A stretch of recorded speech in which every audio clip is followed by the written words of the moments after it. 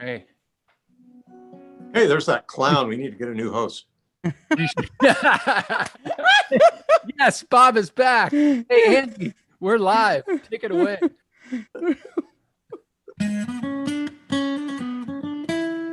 What time is it? What time is it? It's prime time. It's prime time. What time is it? What time is it? It's prime time. It's prime time. All right. Hey, ladies and gentlemen, boys and girls, it's Tuesday in Southern California. And for prime time. Don't worry, Jay. You still got a job, my friend. It's all good. Please welcome for his second rapid fire session, Mr. Bob Taylor. Hey, Bob. Hey, Andy. Lindsay Love. Hey, Lindsay. Hey, what's up? Lindsay. Jay, Hi, Bob. Jay, don't worry. You always have a job. He does. We wouldn't have a Well, job. actually, I started interviewing for an adult to be the host. Nice. Hey, you know what? Hug I your jumped into Hug Your Haters faster than you could get there, man. Let's get to Hug Your Haters in just a second. Welcome to Primetime. You guys are jumping in the feed right now, and it's blowing up like per usual. I'm wearing a Atlanta Braves hat because they're in the they were up 3-1 in the playoffs, and they lost. So I'm wearing this hat for our good friend Zach Brown. Zach, I'm sorry about your Braves. They lost. Welcome to Primetime. We got Bob back for another rapid fire, and it's going to be fire. But Bob kind of cracked the egg a little early, so let's dive right into Hug Your Haters. And you have a tune.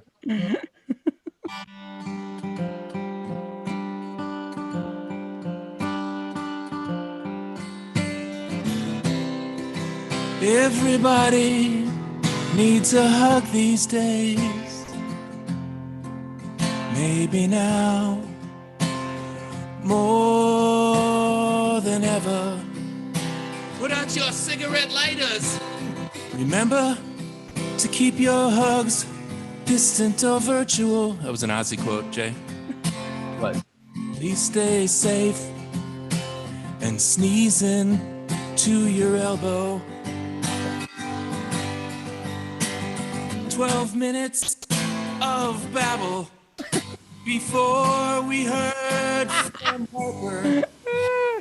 Please act like grown-ups or get a new host. Experts say 15 minutes. It's okay. We love haters the most. Yeah, baby. That was good. Hey, Andy, what kind of guitar are you playing? What was that? This is a Builder's Edition 324. 324 CE, Builder's Edition 324. Thanks, Andy. Yes, Hug Your Haters. We got some hate this week, and the hate was so good that we all, as you can see, I'm about to lose my job, and but I'll be here next week because we have a really good show. We got Bob on tonight. But You got that big A. I want Mr. A to come on and call you a fool. He can call me whatever he wants, but here's the deal. Hey, I got to tell you where Hug Your Haters came from. In my job, I manage content marketing and some storytelling and educational marketing to consumers and potential guitar players and buyers. And in my job, there's a couple of people that we look for and we look after and we follow. There's a guy by the name of Jay Bear who wrote a book called Hug Your Haters. And this is what I do. We hug the hate. When anyone raises their hand and they say, I don't like something, we reach out, we give them a digital hug, and that's it. So the hate itself was 12 minutes of nerd babble before we hear from Mr. Harper. You need a new host. See if you can find an adult. Mom, I swear to you, mother, I'm an adult. Made it that far, okay? Anyway, I know you're watching. So let me explain 12 minutes. 12 minutes. In long form educational content on the internet, the experts say that 15 minutes of view time is perfect. Perfect. So this gentleman watched for 12 minutes and then guaranteed he watched Ben Harper for 3 minutes. So we made 15 minutes. We did a perfect job last week, and I hope I have a job for the rest of, whatever. Thanks, everybody. You deserve a digital hug. We love you. We hear you loud and clear, but this is a guitar nerd talk show, and we are going to talk for 12 minutes. But we'll let Bob talk. Bob, Well, plus we never see each other anymore. we don't get to see each other, so we just nerd out. So that was your Hug Your Haters. Everybody deserves a digital hug. We love you. And everybody watching, thank you. Thank you for watching. We appreciate you. It's our like Primetime happy hour. It's the Primetime happy hour. That's right. Tobias definitely just poured a glass of scotch. Guaranteed. 100%. And last week, Ben Harper wished him happy birthday.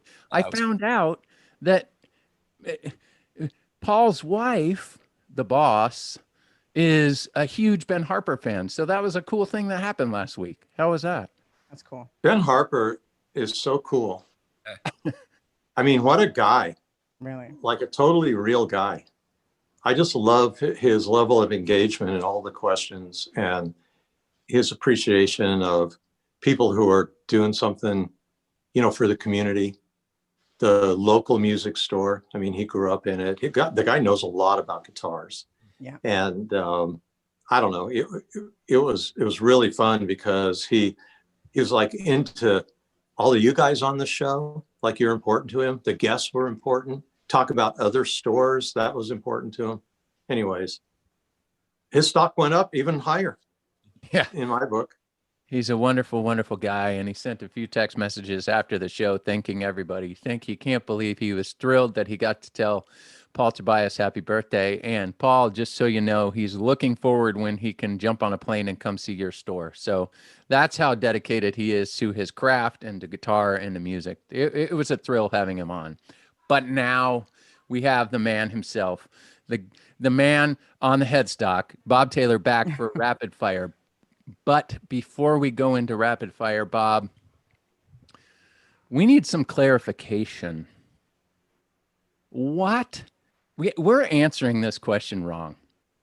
We should have asked Andy, actually. That he probably would have answered it right. But let's ask Bob. Bob, will you please, for the love of goodness, explain torrefaction? Love to, because I hear so much about it.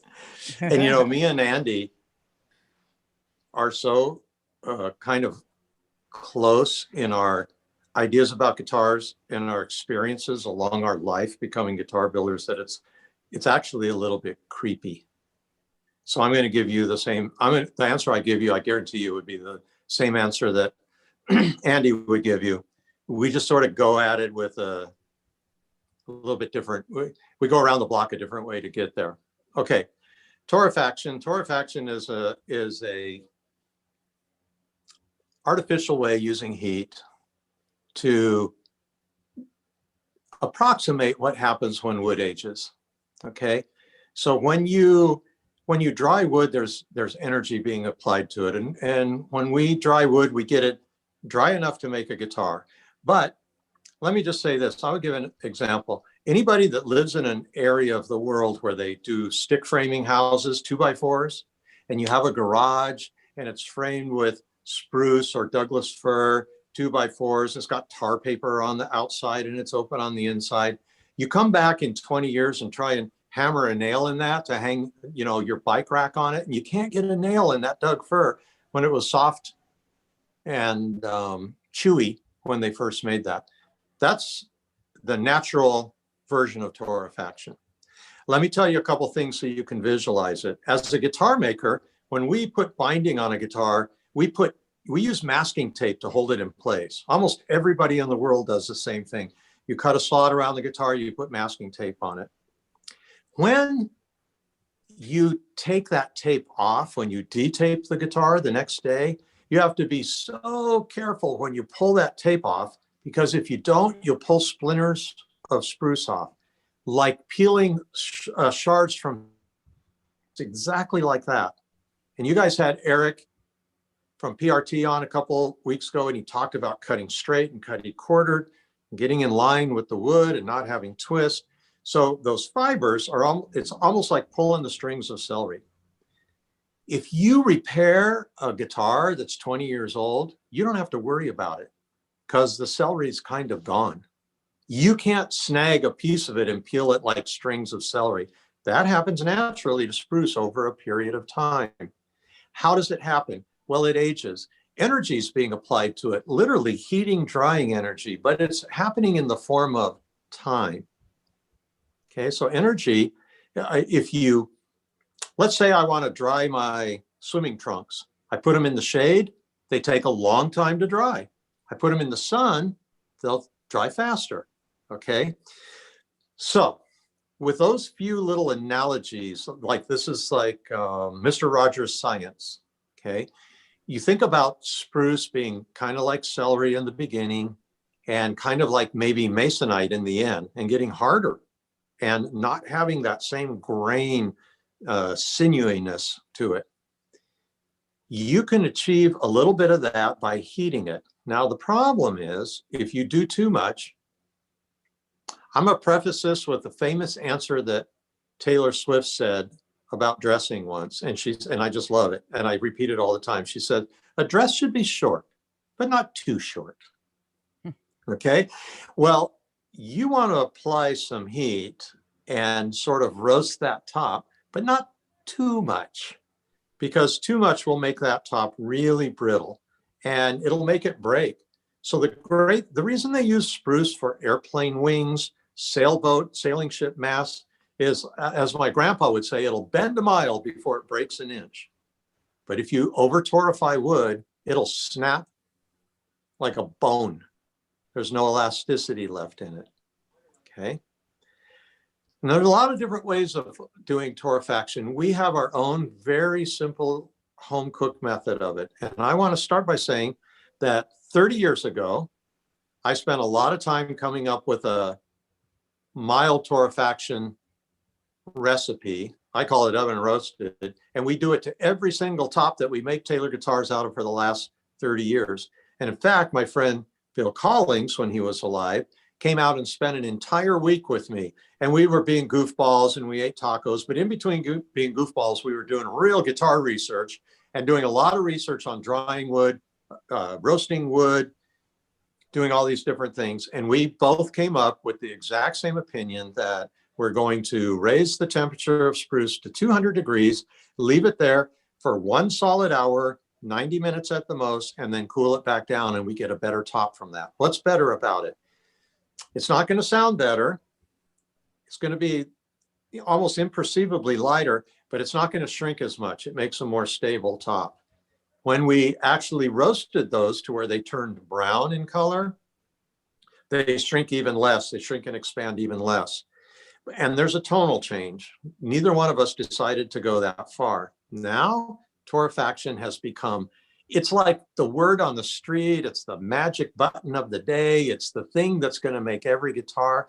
Let me tell you, if someone's telling you that they have a formula to take your piece of spruce back in time to 1935 to 1942, they can't do that. They can't. It's kind of like the wood stretcher. Repeat. It's like the wood stretcher. You cannot do that. And if you torrefy it too much, it's just going to straight up break. Now, in the same way that I say it can get a little bit brittle, it can do that to the tone. Now, I like to, you start out by liking something and then you apply a positive or a negative word to the same thing. So people say that about Taylor guitars. I love Taylor guitars because they're so brilliant and clear. But if you don't like a Taylor guitar, you go, oh, it's got thin, it's washed out, has no soul, right? It's the same guitar, but people perceive the same guitar differently. And they use negative words or positive words. So a negative word for the tone that you get by torrefying wood, like we do on our 600s, on builder's editions. Andy knows more of our guitars that are torrefied than I do, and even Andy Lund. Lennon is who I meant. I say that it makes it a little more clear, a little more clarity. If you don't like that tone, you might go, nah, it's a little brittle. But both of those things can give you a mental picture of where it goes. So no, you can't torrefy a guitar that's already been made. It's not going to really do you any good. And that's what torrefaction is. Our formula is it's done in a day.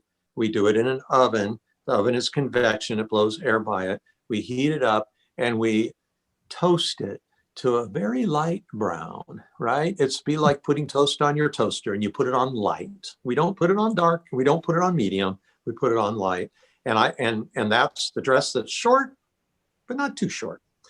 And that's our ideas of that. And it is not a magic button. It will not make your guitar older. It starts it out with a little bit different tone. It's still going to age beyond that, but it's not like it's going to be 20 years ahead of every guitar when it's 20 years old. It's like someone who starts reading when they're 3 and someone who starts reading when they're 6. And by the time they're 20, they both read. Does the same. That was great. My kid read when he was 3. Okay, well, let's come back when he's 30 and see how far. Is he still 3 years ahead of the other 30 years old? Probably not. You got a lot of claps and nerd talk claps over here in the feed, Bob. That was good. Everybody, I think, appreciated that one. All right, I got a couple of more clarifying questions. Bob, why in the heck are we using eucalyptus for fingerboards, bridges, and headstock veneers? Okay, let's start by there's a supply problem. As we make more guitars, people want more guitars, and at Taylor, we make more guitars. We can't just continually lean on ebony forever and ever and ever, and have an ever expanding, increasing, amount of ebony that we're trying to pull out of the forest. I like what Mary Poppins said, enough is as good as a feast. Okay. And so we're using enough ebony, and we don't need to be ebony porkers and be gluttons on it. So, because enough is as good as a feast. And we've been feasting on ebony for a long time. And so we need a different wood. We need to do that. What will that wood be? Oh, well, let's go to rosewood. Well, rosewood's kind of, a problem too. And there's so many people that use rosewood that what I don't want to do is cause what I call same circus, different tent. I go to a different place and cut everyone down. Now, rosewood, fortunately, is almost nearly all plantation wood. And it's not grown it's sort of grown for the rosewood. On purpose, they plant rosewood in India as shade and windbreak trees for tea plantations. And so hardly any of that comes from a forest. They come out at end of life. Well, eucalyptus actually has all the properties that we need. And I read some forum chatter where someone goes and they read a wood database and they see something from the U.S. Forest Department of, or the Australian Forest Department, and they give you the specifications of a piece of wood. And, well, this wood is twisty and it cracks and it shrinks too much. And, well, so does ebony. This is why you don't see furniture made out of ebony, but you see furniture made out of rosewood. But the idea is, how small is it? So ebony was, I think God made the ebony tree for violins and guitars. And, it's the perfect wood for the small piece, because when it's small, it's not bratty, you can take that small piece. We take a big piece of ebony and we can barely dry it. And in fact, a double bass, contrabass fingerboard, which is almost a 2x4, it's about big a piece of ebony as anybody wants to deal with. And people will spend 2 years drying that piece of wood, slowly but surely. I want to make pepper mills out of ebony. It's a 3x3 square. We buy wood from our mill from that. And I think it's going to be like wine cellar. I think we'll be drying those pieces of wood for 3 years to keep them from disintegrating as they dry. So I could say the same thing about ebony. It's not a great wood as a lumber. And that's what people would talk about when they're talking about eucalyptus. This wood is, but red gum and blue gum and red iron bark are all three that work pretty good as a lumber. This particular wood is grown in plantations in Spain. We like that because in Spain, they still have they still actually perform the process of ammonia gas coloring. So ammonia gas, when it's exposed to wood that has high tannin content, can turn it dark, dark, dark, dark, dark. And it used to be the way that, imagine this, like a craftsman back in the craftsman days, they build like a cherry kitchen, make all the cabinets, then they would cover up the windows, and then they would put a bunch of ammonia, like it would burn your eyeballs out. They put it in a can in the middle of the room. They close the door, tape it up, and then they go away for a day, come back and peek through the door and go, yep, that's the color we want. Then they'd run in, hold their breath, pull the thing out, open the windows, and that's how they used to stain a lot of like the stickly furniture and things like that through ammonia. When we make a fingerboard out of this stuff, we can color it through and through to this dark rosewood color that we love. And it makes a beautiful fingerboard, really, really nice. And so we make fingerboards, bridges, peghead veneers out of it. And it's pretty old school, the way that stuff is treated. And we buy it from our partner, Medinter, who's our partner in the ebony mill. So it's totally appropriate wood. You cannot just keep going back to the same well. Well, we're just going to use ebony forever, rosewood forever, this forever. You have to think of a new idea. And that stuff's good. And by the way, this could be a segue into a question I know you're going to ask me about urban wood. But by the time you're done making that thing, it's not cheap. You can buy ebony for the same price. Hey, Jay. Yeah. Bob might be a good person to replace you. I think Bob. Well, I was just. Am I gonna animated say, enough? You plan on being here next week and everything, but he's doing really, he's doing pretty good. Yeah, he's doing really good. I was going to say, like, deep down it. So I have two questions. One's a question for you guys. I'll ask in a second. But I was going to say, like, you guys see now that we created Taylor Primetime for Bob to come hang out with us, right? Like, you see what we've done. That is the truth. Okay, that. And guys, would you buy a coffee table book of Bob isms? Yeah. Bob says. Right? Just like, anyway. Yeah. Fantastic. No, Bob. I'm telling you, like, I can say I got all this, Yeah. but I don't have Andy's black background. I'm so jealous of that. It's so good. It's like, who's been keeping this from me? And If this was my company, I'd have a black background with just my face haloed, and I put a little halo around my head. see what I'm saying? I've been jealous of that for weeks, man. And as a matter of fact, I love that you went to the North Woods, because that was really cool. But I missed the background so bad when you were gone.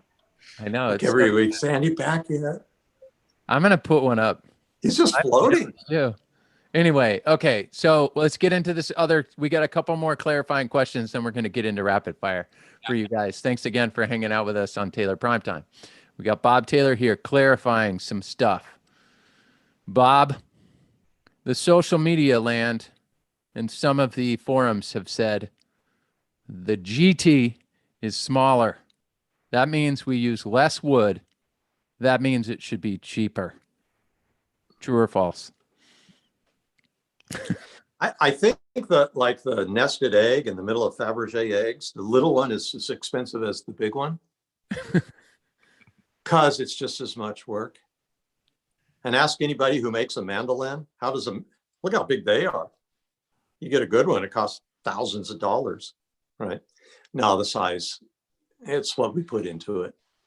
And it's not the half inch of wood that we don't buy. Actually, we do buy it and cut it away, It's not a pizza. It's just not a pizza. You don't get two 12-inchers for the, the price of a 14-inch. You just don't get that. Yeah. Not a pizza. And so to follow that, we get a lot of commentary out there that urban wood should be cheaper because it's garbage. Yeah, I had one guy say, "Hey, it's firewood. How are you going to?" And I go, "Well, ebony in Africa is firewood. Rosewood's firewood in India. Spruce is firewood in Alaska, right? Koa used to be firewood in Hawaii. It's not anymore because they figured out an industry to make all kinds of little things out of it. But the price of wood, until you get to super exotic wood, the price of wood is essentially free. What you're paying the tree itself. Someone gets a concession to log stuff off of land, and the price of that wood is what it costs to get that wood. And that's sort of symbiotic with what it costs to, what it's worth on the market. So, for example, a walnut board is worth more than a pine board, but the poor guy that cuts the pine has to go through all the same work as the guy that's cutting the walnut. Right. And so when we buy urban wood, here's what happens. An arborist company is identifying their 1,000 employees go, there's a tree we're going to take down, and it looks like a good one for Taylor. Instead of chopping it up into logs and setting up side of the road and grinding it up, they have to bring out a big giant crane. They bought this crane to do this. This thing comes up, they hold the tree up, they lower that log down slowly. They take it, they paint the ends, they log it, they get it into this yard that they have, a log yard. They put it under a roof, they water it with a sprinkler, they paint the ends, they don't let the sun get off when they collect enough of that. Then we take that wood, we put it on a truck, we send it all the way to Washington State, where Pacific Rim Tonewoods, you met Eric, he takes that thing apart, cuts it into guitar sets, then it goes on pallets and comes all the way down to us. What's cheaper about that? Some people go, well, they have to import sapele. Well, I mean, it doesn't matter. And when you go into the tropics and third world countries, the wages to process that wood are a lot lower. So in reality, we spend more on urban ash than we spend on sapele or ovencall. And it's up there close to what we spend on maple. So anyway, because it's the work. That's incredible.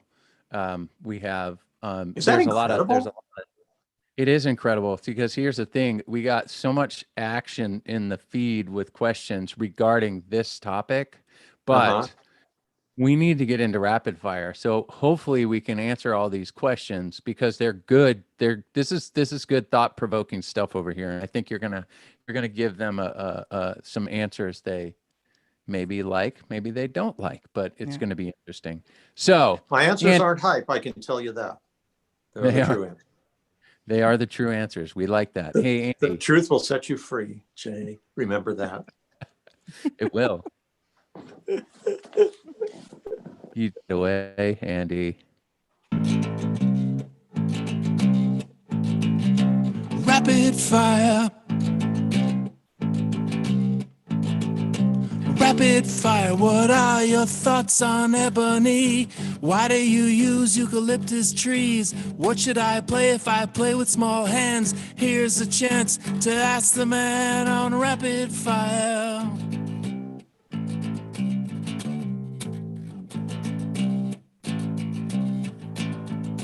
Rapid fire.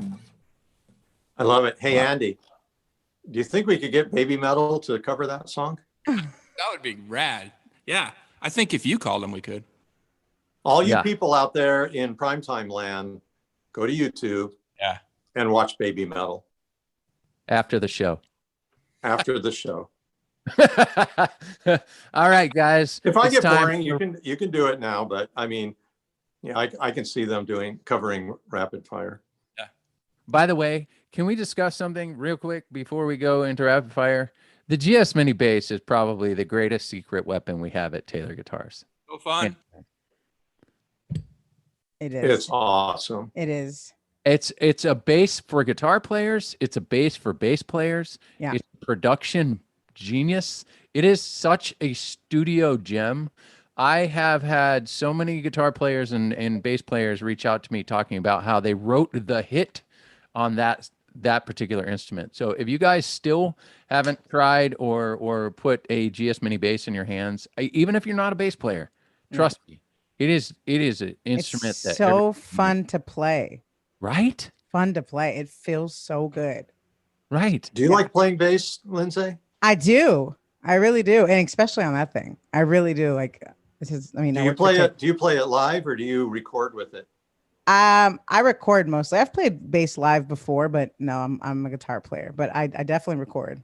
Hey, Lindsay, you're not. By the way, you guys should hear Lindsay play, and Oh you my should hear goodness. Lindsay sing. Oh my Because gosh, she's Bob. freakishly good. By the way, You're kind. You're kind. we posted a video on Instagram today of I saw Lindsay that. playing the freshly updated 814 CE. So you should go see that after the show. Good guitar. Hey, After the show, let's watch go Lindsay, then Baby Metal. and Baby Metal. Yes. Yeah. And then, No, Lindsay is the real deal. Wow, Bob. I appreciate that. So nice. it's so more than the real deal. Oh It's, my gosh. Yeah. she's Oh. amazing. You're okay. All right. Enough. All right, Enough, so rapid fire. Sorry. enough. Let's go into rapid fire and ask some questions. This is going to be good. Dodgers are up 2-0 in the bottom of the fourth. Okay. Yes. Here we go. You guys, you want to go Lindsay and Andy J for questions? Sure. That'll be the order. You guys know the questions. These are guitar related questions. Nerd out. If you feel like you don't want to ask a question, ask it anyway. Bob will give you the truth. All right. And nothing but the truth. All right. So help you, Bob. You got it? All right. Let's do this. Lindsay, go for question number 1 on rapid fire. Question number 1. I'm just going to go from the top. Will we see? This is from D Doozy? I hope I got your name right. Z. Bob, he wants, okay, Z. His name is Z Win. Oh, okay. Awesome. There we go. I know that guy. Okay. He has some good questions. He wants to know, will we see torrefied bracing? It's a 3-part question. Will we see LUTs for bracing? And then here's the third special one. Will we see Cindy inlays for a Taylor 50th anniversary model?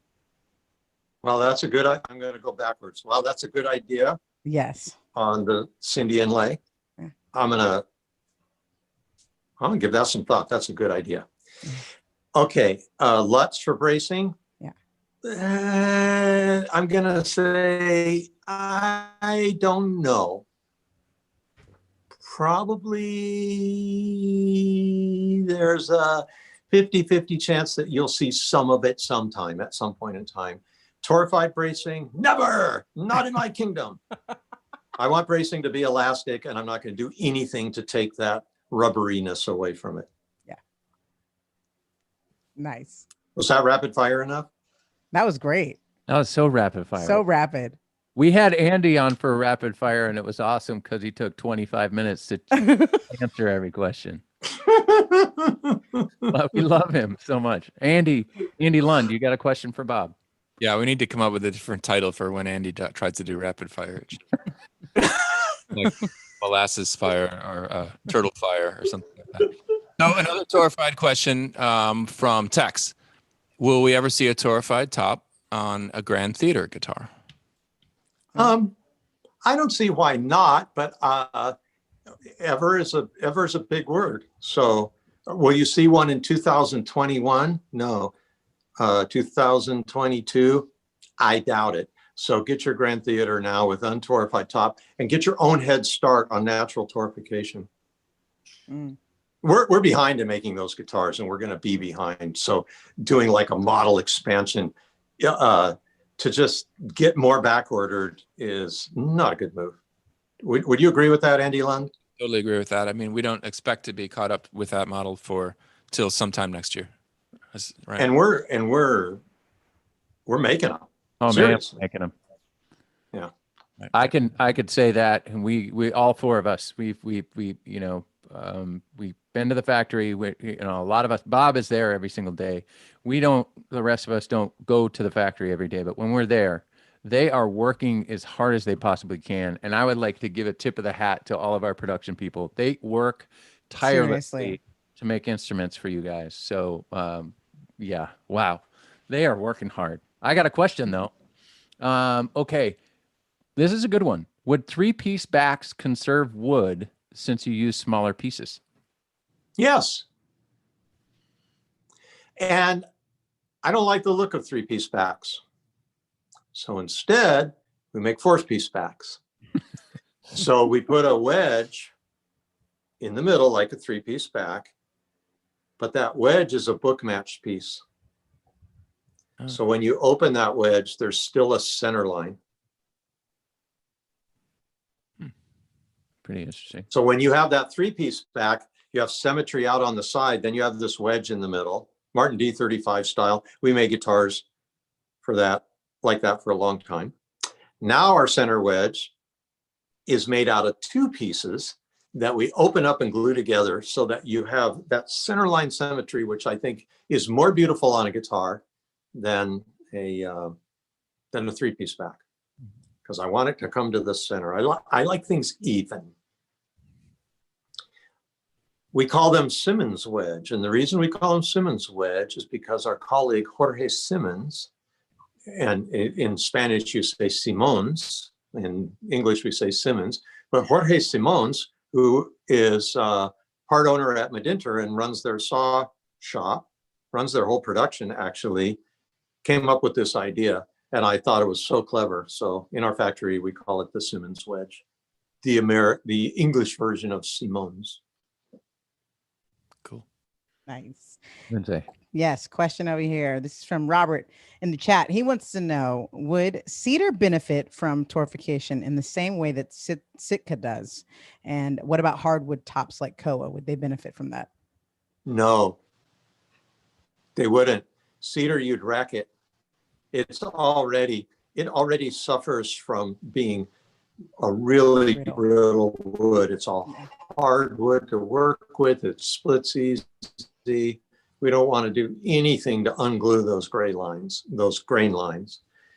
Hardwood, no. Man, people are addicted to torrefaction. These questions are torrefied. Everybody, go home and forget that anyone ever mentioned torrefied, because it's just not a way to make a guitar better every day, all the time, all the way. It's a little bit of salt and pepper. Would ketchup be good in Captain Crunch? Yeah. You know, that actually, Because it's really good on a burger. Hey, Bob, what are you doing next Tuesday? it's taking your job. That actually might be a good segue. I don't mean to take too many questions, but you could just answer this one off the bat from Travis. He said, are there any negative effects of torrefaction, both long-term and short-term, on the wood, maybe longevity?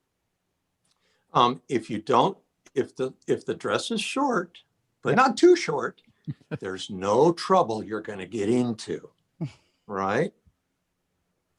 So the answer to that is no, unless you go too far. And by the way, if you torrefy, some people are doing torrefied maple backs and sides. You should try bending one of those sets of sides. So imagine that you have some dough and you're making a French baguette. When you're done baking it, you can't really make a pretzel out of it anymore. But in the beginning, you could roll it up into a pretzel and bake it, even though the dough's a little bit different. But torrefied sides don't want to bend. As a matter of fact, here's a little guitar making tip. If you ever decide to start your own guitar factory, dry, double dry. And by the way, we do put our backs through a light, very light roasting process. And we do it to stabilize it, not to change its tone. But we do not do that with the sides. Why? Because they go on a side bender. They get cooked in place. And so the sides are just going to be too brittle. So the sides are wet by comparison to the back and sides so that we get to bend them. And then when they sit on that bender, it's 325 degrees. It kind of torrefies them. Every guitar maker makes torrefied sides. They don't even know it. So good. Andy. This is a question from Jerry Mills. He says, Jerry bought one of your guitars several years ago. Great instrument. However, the case is a Taylor as well, and it's cheap and it's falling apart. You need to get a new vendor to make cases for you, and I'm going to have to buy an aftermarket unit. Those cases suck.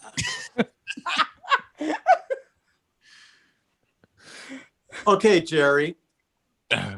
We make our own cases, but I'll bet you don't have one of ours. I'll bet you have, let me say, let me tell you a little bit of story about global supply. There was a time when we could buy a case, and there was a time we wouldn't. We were making 10 guitars a day. I said, we're going to make our own cases. I learned how. We made the most awesome cases. Case companies went out of business.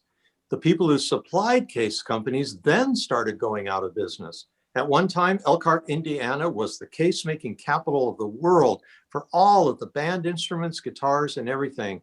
There was a company called Excelsior that made hardware. There was a company called Meter Textiles that made the plush. They both went out of business. Now here we are making cases, and we can't get covering, we can't get plush, and we can't get hardware anymore. We bought up everything that there was to buy. Pretty soon, the Chinese were making cases, but they were awful. But then pretty soon, they started making copies of Excelsior latches, and then they started making the plush, and then they started making the covering, because our manufacturing here slowly went to there. Okay.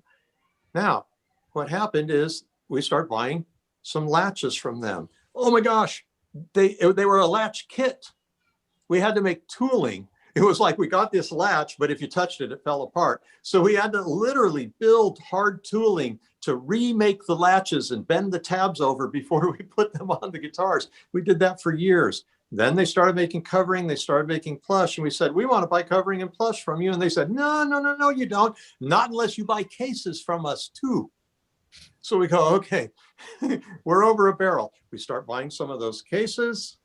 We made molds. They made the same shape as ours. And there was some times when we didn't make, when they made there's a lot of OEM. That means original equipment manufacturer. They're contract manufacturers. And it's like, there's literally some guitar factories in China, and the names of them are Chinese Musical Instrument Company #1. Right, Andy? Chinese Musical Instrument Company #2. And we call that put your name here guitars, because they get made there. So, well, they had that for cases too. Eventually, we got to where we got out of that mess and we just bought the components from China. Now we buy some from Mexico because Mexico came online. This is a 30-year story I'm telling. You could have gotten a Taylor case that we didn't make. Send that guy a new case, Lindsay. Let's do it. Let's All get right. him a case. Everyone's going to, I want something new. He's lucky because I'm on the air. If he messages you, we'll get him a case. All right. Here we Because go. he might You be the heard next Zach Brown. You heard him. Zach Brown. Every once in a while, Bob drops a gift on somebody because I can. I still have a black background though. Still don't have No, you still don't have that. No. Nope. Okay. That- All right. I got a question, Bob. Does Torrefaction, I'm just kidding. I got a question. With E-class bracing, is there an ideal shape for a baritone guitar? I don't know. Straight up, I don't know. Stumped him. Andy is the V-class. He's like the sensei, the grand master of V-class bracing. And Andy taught me something once. I said, Andy, explain this to me. He goes, I will if you don't laugh at me, if you don't make fun of me. I go, I promise I won't make fun of you. Right? And so we get all the way down to the braces, and the braces are coming down to like next to nothing. And I'm like, well, does it have to be next to nothing? Because it's kind of hard to make them next to nothing. And he goes, yeah, they kind of do. And I said, well, are you really going to hear the difference if that brace has a little thickness to it? This one brace on this whole guitar isn't down. He goes, no, the thickness matters. I'm like, well, how can it matter? He looks at me, he goes, why does a drummer put a piece of masking tape on the edge of his drum? Does it make a difference in the tone? Oh yeah, I guess it does. I'm an idiot. You know, I mean, drummers do that all the time. Take a little tiny piece of masking tape this big. Where's my camera? There you go. And they stick it on the edge of their snare drum and it changes the tone. So you could go inside a guitar and stick it. So anyways, the answer to the question is yes, there's a specific shape. No, I have no idea what that shape is. Bob will tell you the truth. Lindsay, Yep. your turn. David, wrote a really cool question. He says, with the announcement of Chris Martin's retirement and with fellow luthiers, Jean Larrivee, Richard Hoover, Ryn Ferguson, yourself, and not to forget Bill Collins, RIP, looking to pass the baton to the new crop of master luthiers, what do you think your generation of luthiers' legacy will be? We gave the guitar player choices of high quality handmade or small shop made or factory made, small factory, in my case, stupid big factory, a new choice for a brand and different tones. Before that, it was a couple of big companies, been around for a long time. So our legacy is I think we helped popularize the guitar by making it really interesting for people. And now people are carrying on that. I mean, John Larrivee, what a great guitar builder. Bill Collins is crazy. One of my best friends in my life. I'll tell you, I bought this motorhome in year 2000, 38 feet long. I was too stupid to not drive it to Baja, California. I put me, John Larrivee, and Bill Collins in that motorhome, along with Jesus Jurado, who you guys know.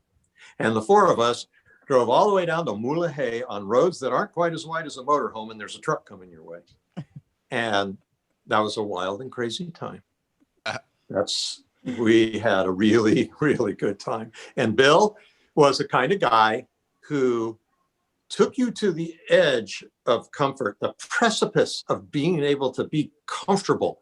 Like, if I just keep listening to this guy, I know I'm going to hell, but I can't turn away. And he would just leave you there. But you can't find a better guitar maker that ever lived than Bill Collins. Yeah. We like and love other guitar manufacturers. Just so you know that. We all own other guitars. The time Jean Larrivee walked into our NAMM booth and to see Bob, and I was like, we this isn't Ford and Chevy. No, John taught me things in the beginning that changed my life, and he saved my bacon a couple of times by giving me things that I needed to be able to ship guitars, putting them in the mail, sending me tuners, sending me supplies. I'm like, what about your stuff? He goes, I'm fine. Let's take care of you. That's the kind of guitar maker friends I have. These guys are my best friends that I've ever had in my life. Just incredible. Let me quote you, Bob. Only a guitar maker knows what a guitar maker does. Yeah, isn't that right? All right, Andy, you got a question? Yeah, I have a question about ES2, and I think this is a good one to address because it's misunderstood. The question is, how much does the tension on the 3 hex screws hold the pickup in place affect the tone? So I think he's not talking about the tone of the acoustic guitar. I believe he's talking about the tone of the pickup. Mm-hmm. And am I wasting time trying to balance the tone output of the string pairs by altering the screw tension? No, you're not wasting your time. When we set them at the factory, we use a micro torque wrench that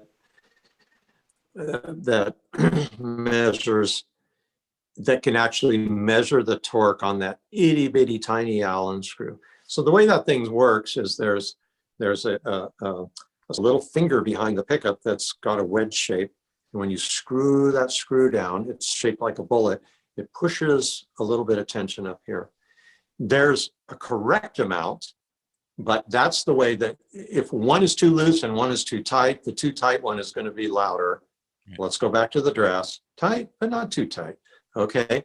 And so the more you get out of, if you're turning that thing and trying it, you could very well be getting out of whack, and you could chase it forever.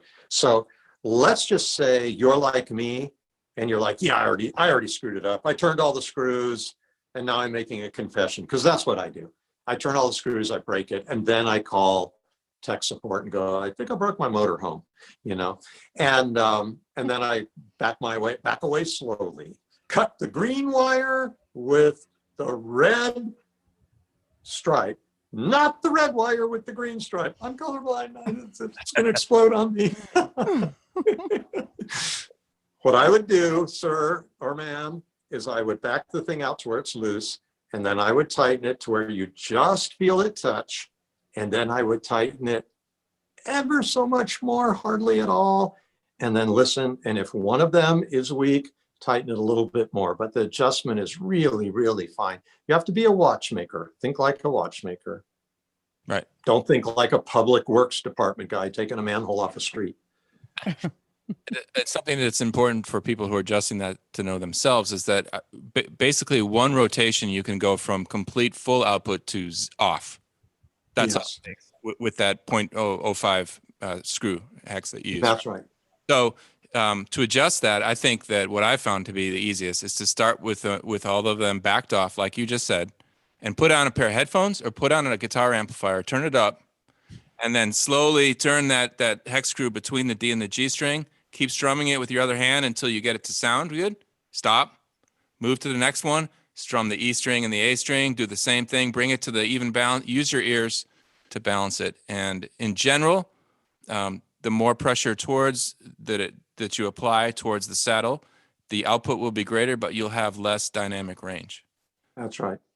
But And that's why we put it behind instead of underneath. it's very, I mean, you only, again, one rotation goes from off to full on. So if you're cranking it, you're breaking your motorhome. That's right. And they can't really be hot rodded. You just really want to bring it right where it's supposed to be. Awesome. And by the way, I'm totally cool with people screwing up their guitars, because that's how you learn. If there's a screw and you can turn it, turn it. You may invent the next new tone. I don't know, but I am not against people turning their truss rod,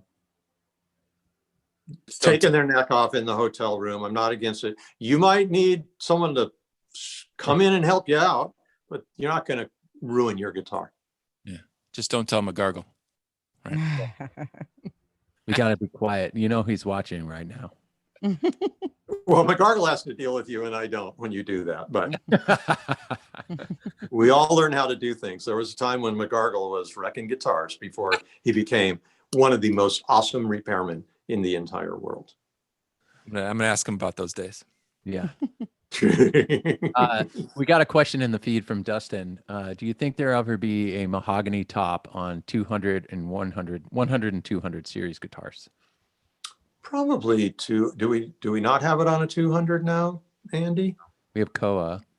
Yeah, there'll be a mahogany top on there. I'm sure the day will come. The day will come when like the rent is due and we're like, what are we going to do? I can't pay the rent. And someone's like, oh, I'll pay the rent. Put mahogany tops on 200s and I'll pay the rent. You know, so I mean, literally I'm making a joke, but sometimes that's how our things come about, right?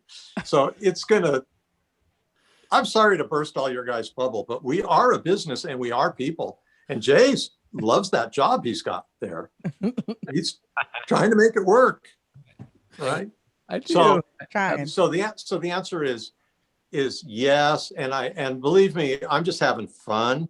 And I don't really downplay the things that people want, but we have our guitars that we're going to develop over the next 5 years already lined up.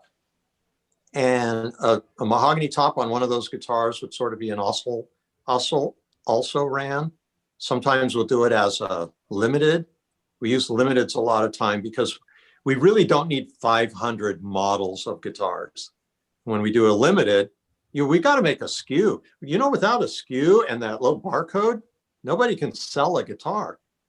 Have you ever gone to Taco Bell when the electricity's out? You can't buy a taco. They got tacos on the other side of that counter. And you're over here, you got money, but you can't buy one. It can't be purchased. That's true. Because the computer is not working. There's no way to take the money, right? And so there are, by the same token, one of our constraints as a business is the massive amount of work that it takes to make a SKU, put it into all of the store systems around the world, turn it into something. So that's why we use limiteds as much as anything else, is because it works for you, the player, works for us. We can make it, do it, but we didn't have to build infrastructure to be able to do that. So that's part of that reason. You'll see one day. It'll be a surprise. All right, you got always your have to be watchful. Lindsay. Set up a Google alert, I guess. Google alert. Go set up a Yes. Google alert for Taylor 100 and 200 series mahogany top guitars. You never know when. Never know when. Evan wants to know, have we considered other options for hardwood tops like sapele, or will we maybe see walnut or blackwood tops as a regular option? Blackwood could be a top. Mm-hmm. It's the right kind of wood. Walnut could be a top. If it's quarter sawn, a lot of times walnut's not quarter sawn. You can make a non-quarter sawn walnut back, but not a top. So tops need to be quarter sawn. Maple, it's on the cusp of not being able to work and sort of being able to work. Sapele,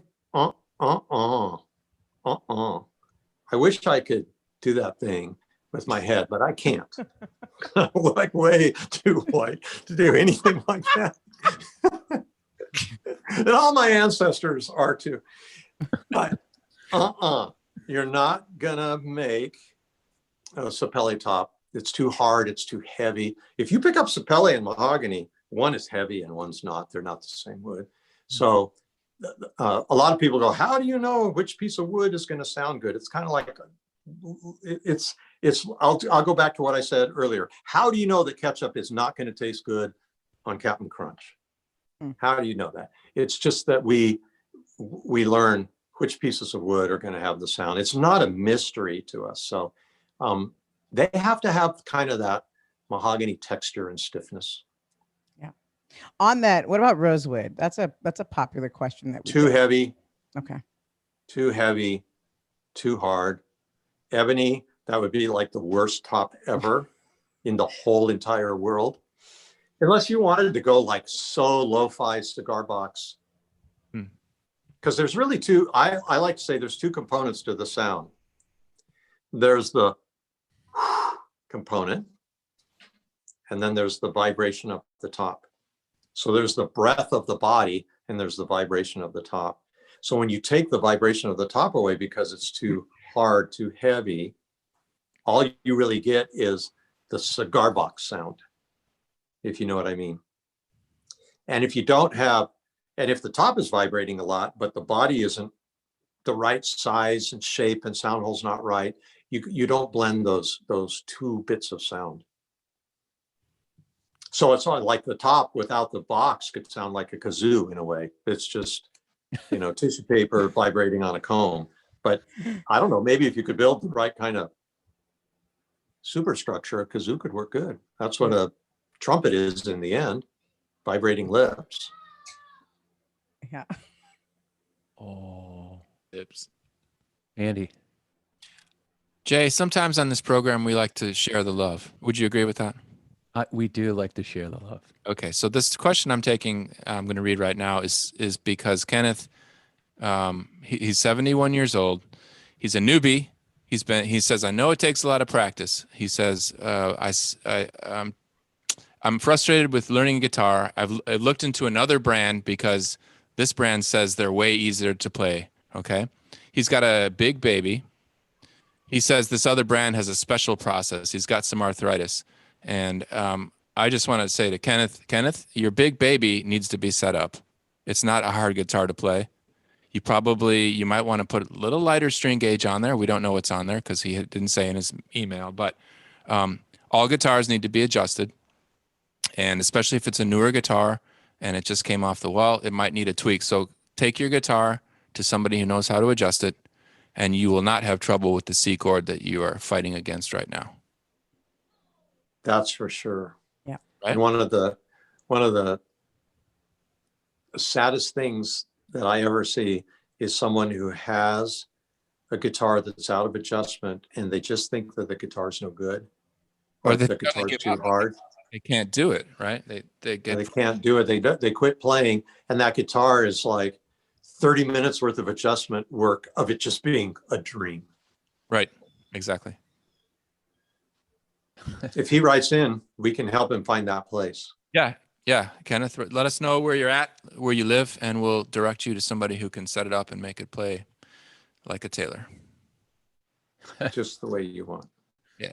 You got a lot of happy people here, Bob. And a lot of these are just statements about how great this episode is and how fun it is. I even got text messages from my mom. Between the rent and tacos, oh my goodness, he's so funny. Like this is true, Mom. I'm lucky. I get to work with these wonderful people. And Bob, this is great. All right, I got a question. In a recent interview with Bob said to you to not use linseed oil on a fretboard because the factory did. Rob McGargle said use linseed oil. Should we or should we not use linseed oil? That's the question. 3 times maximum in the life of your guitar. 3 times. Done. Anything after that, it's reached the tolerance level. And then the rest would be lethal after that. Okay. Now, there's a little bit of leeway on that, but here's why I say that. Linseed oil polymerizes. Mineral oil does not polymerize. So let's say you take cutting board oil, food safe oil. That soaks in, it washes out, it goes in, it goes away. It goes in, goes away. Like if you put coconut oil on something or olive oil on something, it doesn't polymerize. Linseed oil is made from flax seeds. So basically, if you go buy some flaxseed oil from the health food store where they sell it in the refrigerated section and you drink it, it's good. You eat it, it's good. If you let it go rancid, you're like, oh my gosh, I'm eating the finish department, because it will taste just like linseed oil.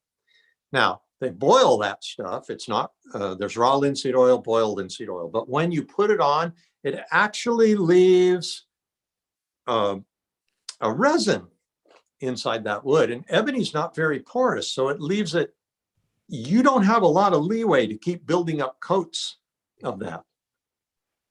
So we do it once at the factory, and whatever you do, don't go get your grandpa's old linseed oil with a boogered up top that you can't even open and a bunch of thick honey comes out. If you have some old linseed oil in your garage, do not use that because you're going to have the biggest, stickiest mess. You're going to be in trouble. And then you'll be calling me and I'll go, the green wire with the red stripe, cut that one, right? So if you use linseed oil, like you need a dab of it. You're going to buy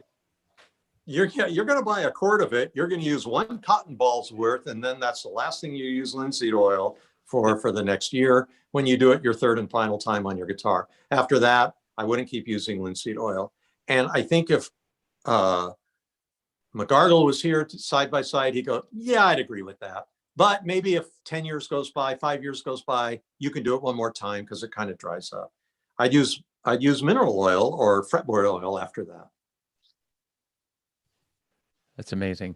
You know what? Last week they said in the chat, it was awesome. Someone said, take a shot for every time Jay says that's amazing. That's so amazing. I just said it.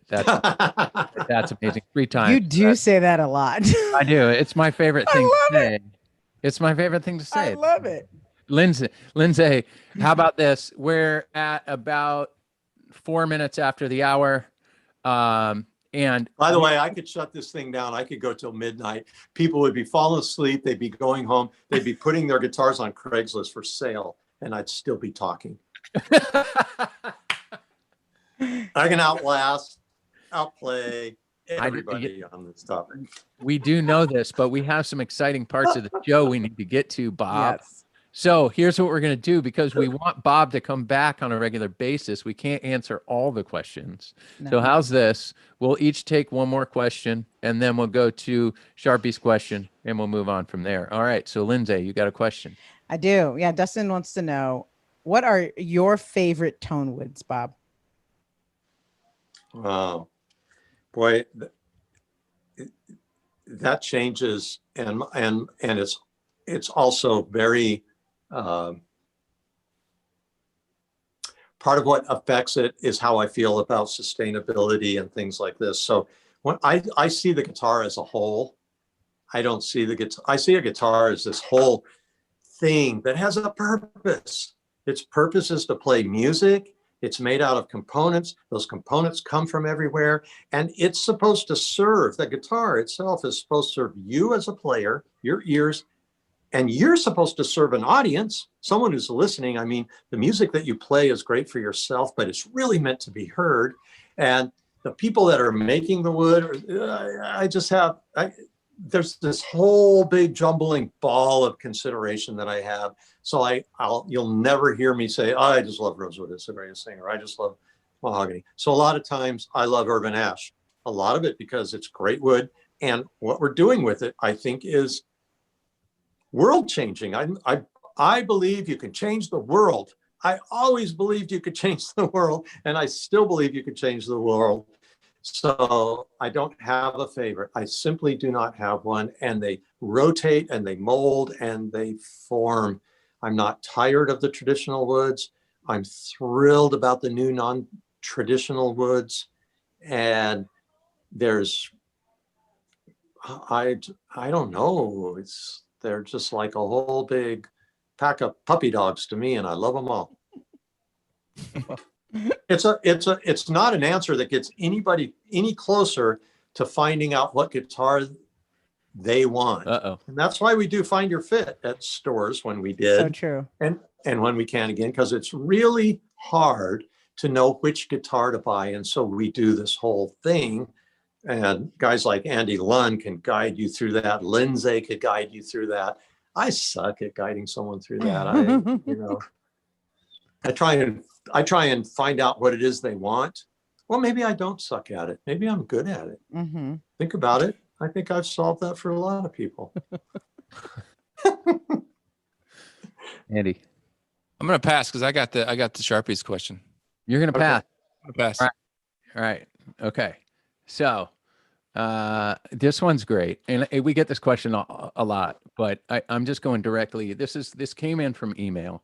So maybe it's an opinion thing, but for us who live above the 9th fret, does a cutaway matter? Yes. Love that. You want to play those notes. Live above? Which way is he talking about? Down towards the right. net? Which way is above? I Yeah. don't know what's up. If you play the first 5, 6, 7, 8, 9 frets, if you play up to the 9th fret, a cutaway does not matter unless you think it makes you look cooler. Yeah. But if you don't think that, it doesn't matter. All right. I think a lot of people think they look cooler without us to be modern. Cutaway. Does it change the tone? Not practically speaking. Theoretically speaking, yes. Not practically speaking. Who would be able to hear it if it does change the tone? Andy. Andy would be able to hear it, and maybe if you back and forth it to me, I would. But if you spun me around and made me laugh out loud and made me listen again, I'm not sure I could hear it. Awesome. I mean, the fact is that the people put, if a cutaway doesn't make a difference, well, then would 2 cutaways make a difference? Would 3 cutaways make a difference? Yes, certainly you're gonna get in there. So a lot of it is how much of it and where it's placed. Perfect. All right, Andy, you want to go for a Sharpie's question? That means you have to play a song, though. I'm gonna sing him the song. I'm gonna sing him the question, Jay. Are you going to sing him the question? He's going to sing you the question, Bob. All right, ladies and gentlemen, this is a segment of the show where we call it Sharpie's question. For those of you who have been here for a long time, Sharpie started the show with me. Now he has moved on to make beer for a living. He's pouring a cold one right now. So we left Sharpie's question segment in the show. So this is the segment we call Sharpie's question. Take it away.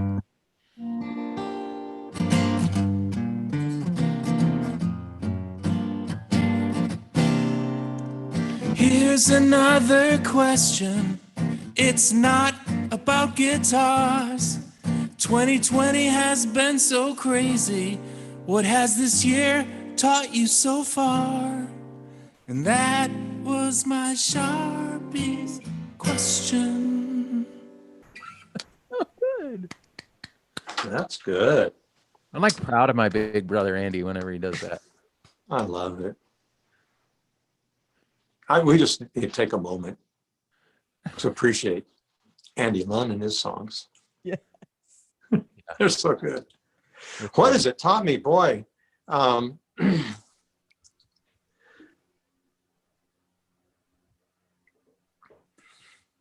you know, there's so many things. You could think of personal things.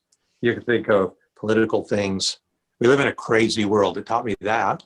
It taught me that you can, with the right circumstances, you can get everybody in the world almost acting the same way.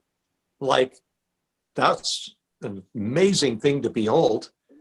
You have a mask on every living human being, it seems, and it's like, I've never seen anything that in my life. Out of it taught me how fragile an economy is. An economy is based on faith and trust and everybody being able to work. I don't like saying economy because there are people who don't like that word. I do like saying livelihood. You start taking people's livelihood away from them, and it hurts. And the people that are hurting are hurting. And then there's winners and losers in this, and that isn't good. Okay, on to Taylor guitars. What did it teach me? One of the most amazing things it taught me is that the Taylor staff is so dedicated and capable. This primetime show, Jay, who starts it with Sharpie, and Andy coming in, and they take their time to do this. They plan it, they do it. The amount of content. Lindsay's, you're at home now, and you've got kids, and you're here doing this because you care, right? And it's a little bit fun on top of that, right? The Taylor staff really pulled through. It showed me that our company knows how to survive. We can take something that just hits us out of left field, and we don't lay down and die very easily. And we have fun doing it. We've introduced 2 guitar models, the American Dream, the GT. We designed and implemented and successfully did the Taylor's Days promotion, which was incredible. We helped guitar players. And the other thing is that this is the 4th downturn in 46 years of Taylor that we've had. And 3 of those, all 4 of them were from bad economic times.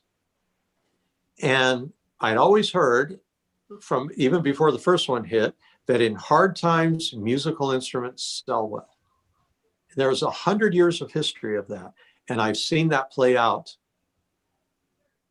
in the 4 downturns that we've had as a company, that musical instruments sell well.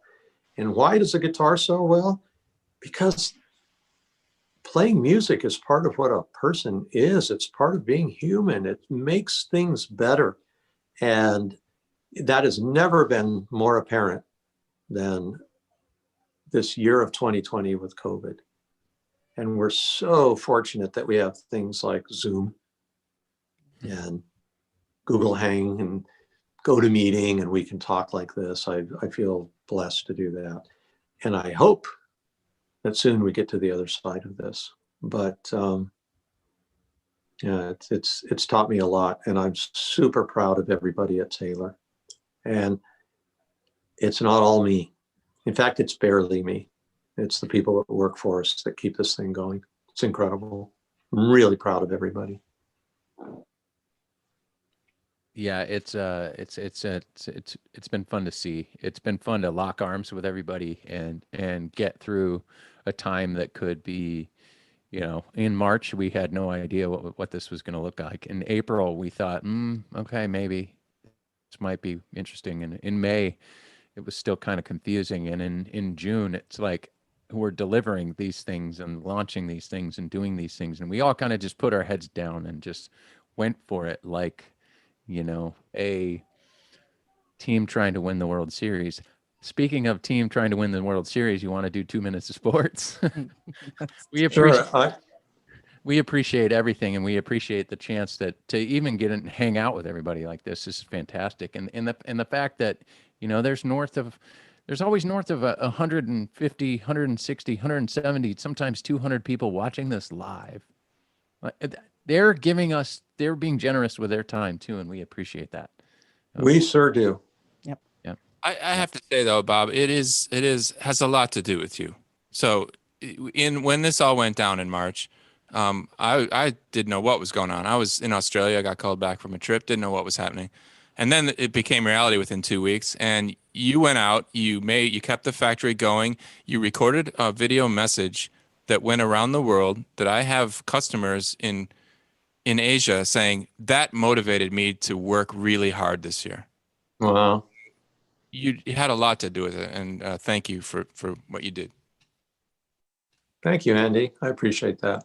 I love working with you guys. Right on. For sure. Yeah.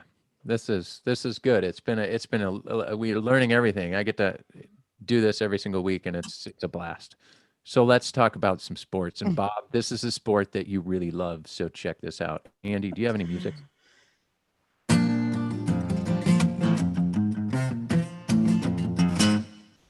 This is Jay's favorite part of the show.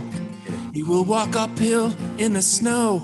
Stand in line, he will stop on a dime. He'll forget to dine, make a hashtag sign, take it offline. He'll never decline. Give up his Boone's Farm wine for 2 minutes. Lindsay, you said Boone's Farm in a song. Yeah. Almost. Andy, you just won some sort of Incredible. award. We need an Andy Lund Song Award. Bob, all right, 2 minutes of sports. This one's good. You're not going to ask me a question. I'm asking you the question. Check this out. Off-roading. This is right up your alley. Off-roading. You like to go. If it has something to do with other people participating, I'm allergic to people. Yeah, I get that. Well, I mean, you this is a simple question, Bob. What is the greatest vehicle of all time and why? In the world. Yeah. Of all time. Series 80 Toyota Land Cruiser and its sister car, the Lexus LX 450. I say about that car, when it runs good, it runs great. When it runs bad, it runs good. And when it doesn't run at all, it runs. And I'm leaving in mine on Friday to go to Baja to get away from pavement, but I've been going every year for 20 years. And they're paving more of it. They're paving paradise, but there's no parking lot. And Nice. anyways, I'm going to go. That car's reliable. You could do so much with it. I love that car. And when I get into Baja, which is my favorite place on earth, and we get down some of the 2-track roads that gets so remote that you have to use your peripheral vision to see the road, and it's great. So yes, if a person wants to do overland travel, that's a good car. What year? 1996, 1997. 96, 97 Toyota Land Cruiser. You heard it. You heard it from Bob. Bob knows everything about that vehicle. And I bet we have this whole 6 degrees of Kevin Bacon thing. There has to be a 6 degrees of your Land Cruiser thing with Bob Taylor. I mean, I know people who you've talked into buying Land Cruisers. I mean, it's a thing. So if you ever need any advice about Land Cruisers, send your next Ask Bob email to Bob. We I know a lot about that car. I'll tell you what. How many have you owned? How many have you owned, do you think? Oh, I've owned 2. Mm-hmm. I drove one off a cliff, kind of by accident. Thought I was going to die, but I didn't. And, but it hurt. And so, but I had a backup in stock. And so I built that one when I got better. And, yeah, that was a nasty accident.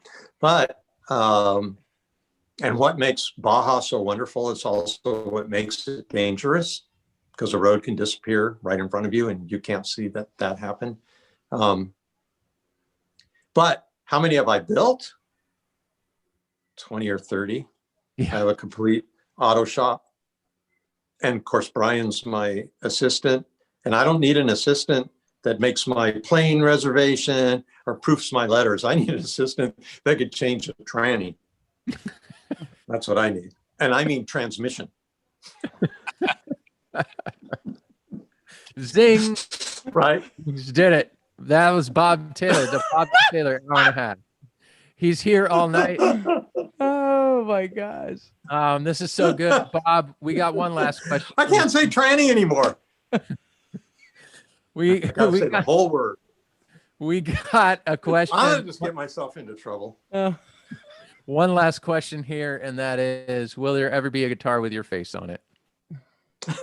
No, but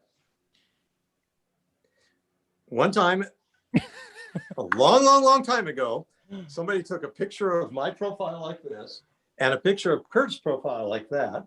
This was way before digital anything. They put it in a Xerox machine. They cut it. They pasted it together. It was kind of like a heart of Bob. It was a Bob and Kurt head. And then they copied it again. And then they made this little thing out of it. And then they sort of laid it on a guitar and lacquered over it as a joke in the factory. And when it was all done, there it was. It was the Bob and Kurt head guitar with us up on the peg head. And I guess that's 40 years ago that happened. And we still dream of the Bob and Kurt head guitar. Well, everyone, thank you for hanging out. You heard it here. Bob can crush the internet and stay up all night. You guys, we really do appreciate you hanging out with us every single week. It's so much fun. We appreciate you sending your questions in and all that. So we're going to finish the night with 2 trivia questions. Tonight, we are going to give away 2 black suede Taylor guitar straps, all right? One for each question.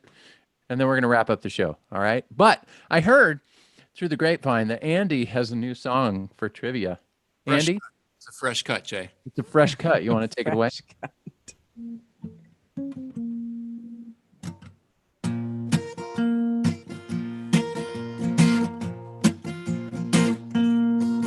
Most days it don't matter how much useless stuff you know, but here on the Primetime, part of the show is trivia. You might just win a prize. Trivia. Big finish. I think we need to put a record out. I know a guy. We're going to put a record out. Okay, so here we go. We definitely need a record. Andy Lund's record is coming out. Andy Van Halen, someone put over here. All right, so we got 2 trivia questions. Here's the rules. We all know the rules. Gabriel O'Brien is not allowed to answer the questions. Neither is Paul Tobias because they have all the prizes already. So why do they need more? All right. Guitar related questions, the Taylor related questions. If you get the question right in the feed, send us an email at primetime@taylorguitars.com and we will get your information, send it to you. So the first question is, this is a doozy. How many Builder's Edition models do we have in the Taylor line right now? How many Builder's Edition models do we have in the Taylor line right now? I love the 1974 answers. Paul Tobias started a trend. We need a Paul versus Gabe. The people want that. The people want that. Ooh. Like a sudden death almost type of thing. Paul versus Gabe. Who gets the Isaac. Isaac got it. Isaac got it. We have 9 models, 9 Builder's Edition models. Excellent. Isaac. Wow. Good How work. could somebody know that? Bob, we put out like 8,000 Builder's Editions this year. All right, 9, but that's a lot. All right, Isaac, send us an email. I'm blown away that a Taylor customer would know that. I don't even know that. So good. All right, there's a lot of stuff I don't know. This one is interactive, and if you truly really love Taylor guitars, Come on, you got to get this one. This one is interactive. Okay, you might need your telephone. Right?